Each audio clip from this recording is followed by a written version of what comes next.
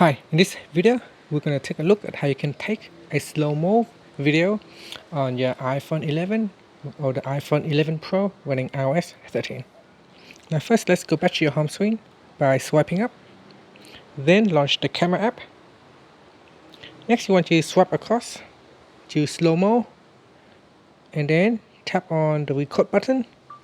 And here it will start slow-mo.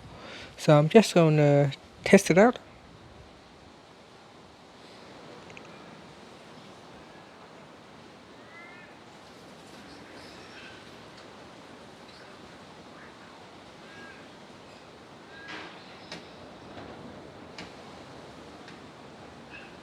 And here we can replay the video. So to replay, you can just simply tap on that.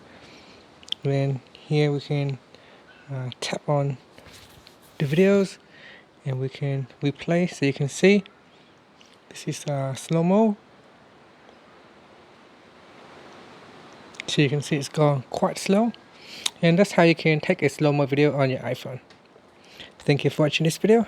Please subscribe to my channel for more videos.